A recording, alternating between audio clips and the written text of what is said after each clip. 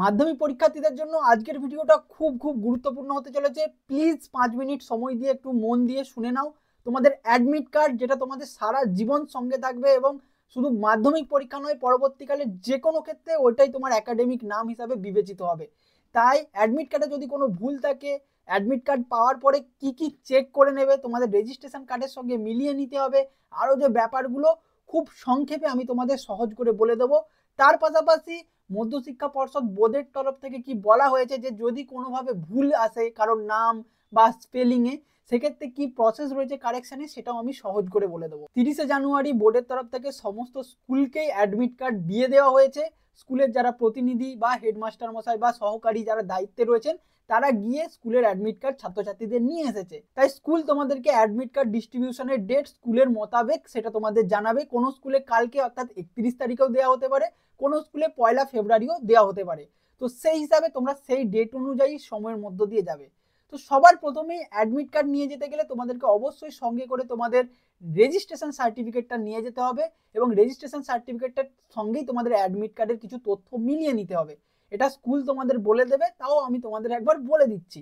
তো সবার প্রথমেই তোমাদের যে কাজ হবে, অ্যাডমিট কার্ডটা পাওয়ার পরে কোনো রকম তাড়াহুড়ো করবে না, কোনো রকম হই হুল্লোড় করবে না, শান্তিতে নিয়ে বসে আগে কিছু জিনিস ধ্যান রাখবে। যেমন সবার প্রথমেই রেজিস্ট্রেশন যে নম্বরটা তোমার এখানে থাকবে, সেই রেজিস্ট্রেশন নম্বরটা যেন তোমার যে রেজিস্ট্রেশন কার্ডের যে নম্বর রয়েছে সেটা আগে ম্যাচ করে নেবে। তোমার যে অ্যাডমিট কার্ডটা তুমি নিয়েছো নাকি আগে চেক করে নেবে, কারণ একটা স্কুলে হতেই পারে দুটো নামের ছাত্র বা ছাত্রী আছে, হতেই পারে। এইটা আগে চেক করে নেবে যে তোমার রেজিস্ট্রেশন নম্বর যেটা আছে সেটা যেন তোমার অ্যাডমিটের সঙ্গে ম্যাচ খায়। তোমার কাজ হবে নামটাকে চেক করে নেওয়া। নাম চেক করে নেবে, তোমার যে নামের একদম পাই টু পাই স্পেলিং আছে, একদম এক্স্যাক্টলি যেন এখানে সেম টু সেম থাকে। এখানে নেম বলে অ্যাডমিটে লেখা থাকবে না, জাস্ট তোমার নাম দিয়েই শুরু হবে। তোমার নামটাকে একদম পাই টু পাই, বানান টু বানান একদম দেখে নেবে। তারপরে তোমার গার্জেনের নাম, যারা বাবার নাম দিয়েছিলে আর যারা মায়ের নাম দিয়েছিলে, যেটা যে দিয়েছিলে একদম ফর্ম ফিল আপ বা রেজিস্ট্রেশন কার্ডে যেটা ছিল, আমার যেমন বাবার নাম ছিল এক্স্যাক্টলি এখানেও আমার বাবার নামটা তোমরা একদম পাই টু পাই ধরে ধরে চেক করে নেবে। তারপরে এখানে মাধ্যমিক এক্সামিনেশন 2025 লেখা থাকবে, ডেট অফ বার্থটা লেখা থাকবে, এগুলো একবার মিলিয়ে নেবে ডেট অফ বার্থ ঠিকঠাক আছে নাকি রেজিস্ট্রেশনের মতোই। সব থেকে গুরুত্বপূর্ণ যেটা সাবজেক্ট কম্বিনেশনটা, সাবজেক্ট কম্বিনেশনের ক্ষেত্রে যদি কোনো গন্ডগোল হয় সেক্ষেত্রে বড় রকম সমস্যা হয়ে যেতে পারে। তাই রেজিস্ট্রেশন করার সময় যে যে সাবজেক্ট তোমরা দিয়েছিলে, কারোর এক্ষেত্রে আর একটা এক্সট্রা সাবজেক্ট থাকতে পারে 8 নম্বরে অপশনাল ইলেকটিভ, তাহলে তার কিন্তু সেটা সেই হিসাবেই পরীক্ষা তার হবে। আদারওয়াইজ সবাই আমরা 7টা করে সাবজেক্টই থাকে, ফার্স্ট ল্যাঙ্গুয়েজ আর সেকেন্ড ল্যাঙ্গুয়েজ।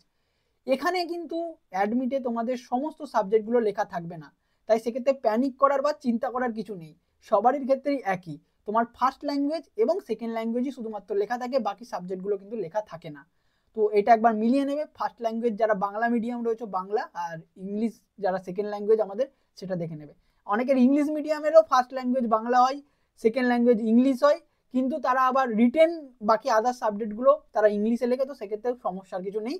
এটা কিন্তু রেজিস্ট্রেশনে তোমরা যেমনটা দিয়েছিলে সেটা জাস্ট মিলিয়ে নেবে যে ঠিকঠাক আমার এসেছে নাকি অ্যাডমিটে। তারপরে যেটা এক্সট্রা, যেটা তোমরা রেজিস্ট্রেশন কার্ডে তো মেলাতে পারবে না, সেটা হচ্ছে এক্সামিনেশন সেন্টারটা।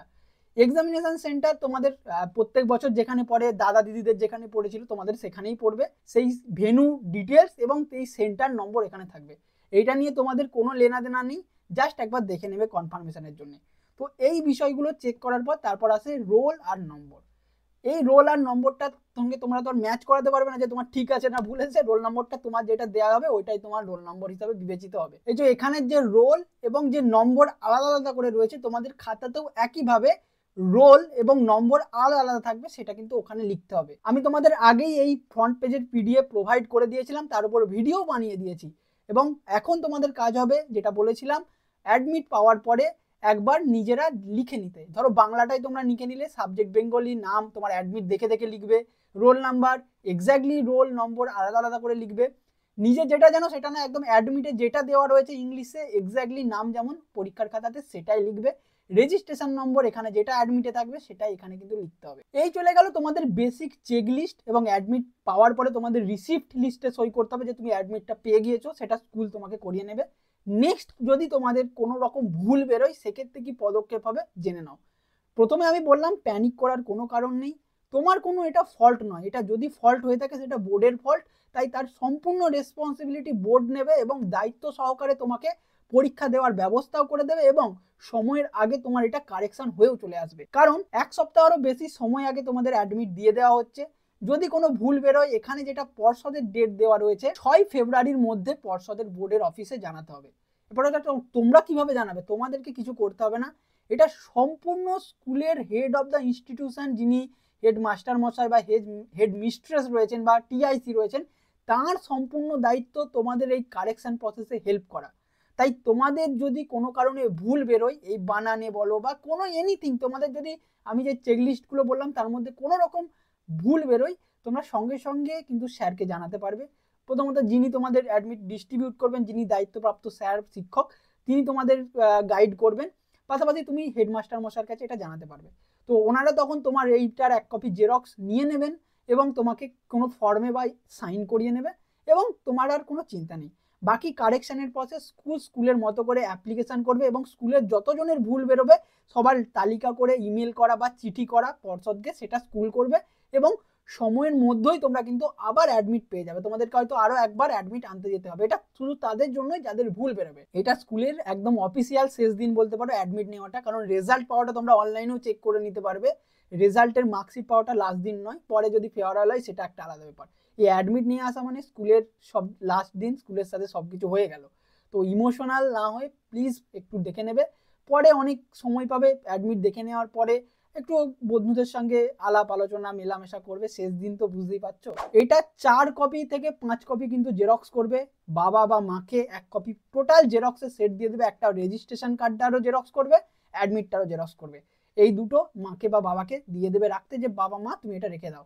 তোমার কাছে যদি কোনো কারণে গুম হয়ে যায় বা হারিয়ে যায়, ব্যাগটাই ধরো হারিয়ে গেল কোনো কারণে, তো তোমার কাছে অ্যাটলিস্ট কোনো কপি থাকবে না বাড়িতে।